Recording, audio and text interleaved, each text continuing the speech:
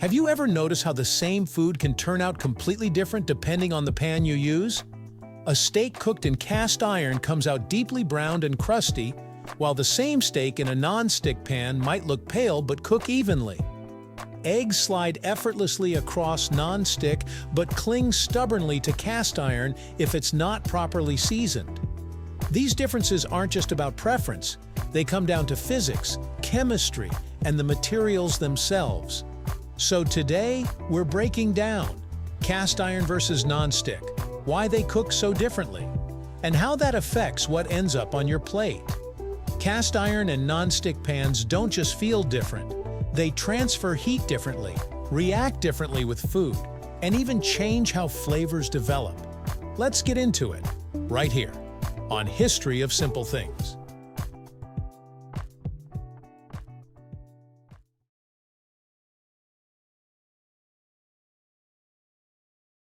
At the most basic level, cast iron and non-stick pans are built from entirely different materials.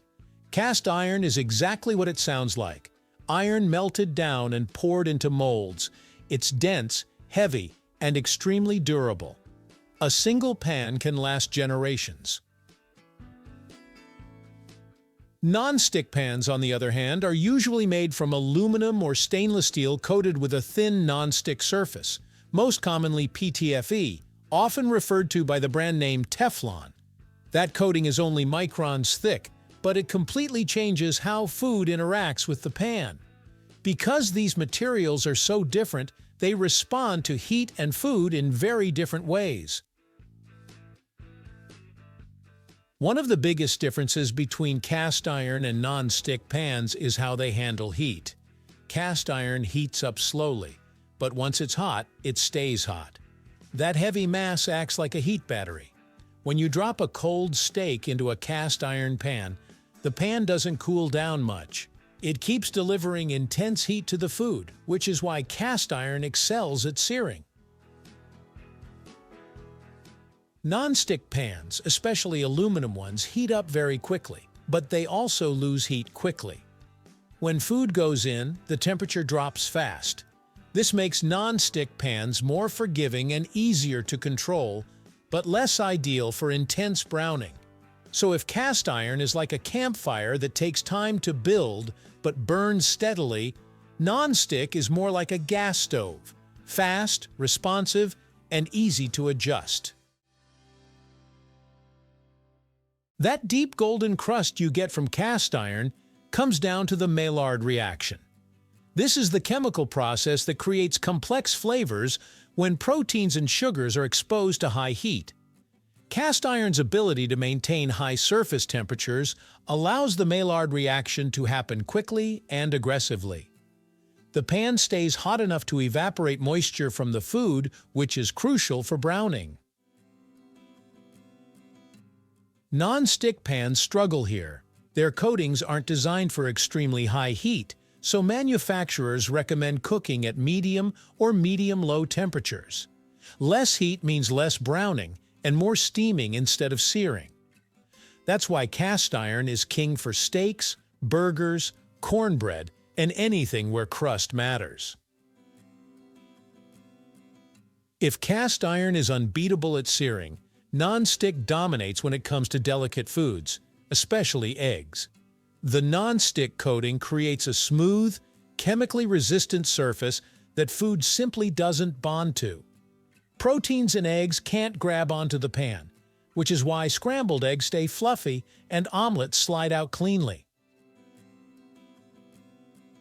Cast iron, by contrast, has a rough microscopic surface, even when it looks smooth to the eye. Without proper seasoning, proteins latch onto those tiny pits and ridges, causing sticking. A well-seasoned cast iron pan can become surprisingly slick, but it still requires more fat, more heat control, and more experience than non-stick. This brings us to one of the most misunderstood differences: seasoning versus coating. Non-stick pans rely on a factory-applied coating. It works right out of the box, but it slowly degrades over time. Scratches, overheating, and harsh cleaning can permanently damage it. Once the coating fails, the pan is essentially done. Cast iron works the opposite way. Its non-stick quality comes from seasoning, a layer of polymerized oil baked onto the surface. Every time you cook with oil, that layer can improve. Instead of wearing out, cast iron can actually get better with age. So while non-stick pans are convenient but temporary, cast iron pans are high maintenance at first but long-lasting. Another major difference is how these pans interact chemically with food. Cast iron can react with acidic ingredients like tomatoes, vinegar, or wine, especially if the seasoning is thin. This can slightly alter the flavor and even strip seasoning over long cooks. Non-stick pans are chemically inert. Acidic foods don't react with the surface, which makes them better for tomato sauces, citrus-based dishes, and delicate reductions. This is why many cooks use cast iron for searing and baking, but switch to non-stick or stainless steel for sauces. People often say cast iron heats unevenly, and that's true at first. Because it's so dense, it takes longer for heat to spread across the pan. If you rush preheating, you'll get hot spots. But once evenly heated, cast iron holds that heat exceptionally well. Non-stick aluminum pans heat more evenly and quickly, but they don't store heat the same way. The moment you remove them from the burner, the temperature drops. This difference changes how forgiving each pan is. Cast iron punishes impatience but rewards preparation. Non-stick is more forgiving but less powerful. Cast iron pans are heavy. That weight helps with heat retention, but it also makes them harder to maneuver. Tossing food, draining grease, or shaking the pan takes effort. Non-stick pans are lightweight and easy to control. That's one reason they're so popular for everyday cooking. The physical experience of using the pan changes how you cook. Cast iron encourages slower, more deliberate cooking. Non-stick supports quick, casual meals. Cast iron rewards patience, heat, and tradition. Non-stick rewards speed, simplicity, and ease. And the next time someone argues about which pan is better, you'll know the real answer. It depends on what you're cooking. Thank you for watching.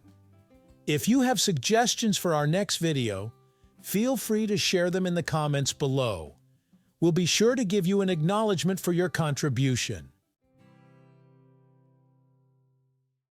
Thank you for joining us on this journey through the history of simple things. Don't forget to like, subscribe, and stay tuned for more stories woven through the smallest details.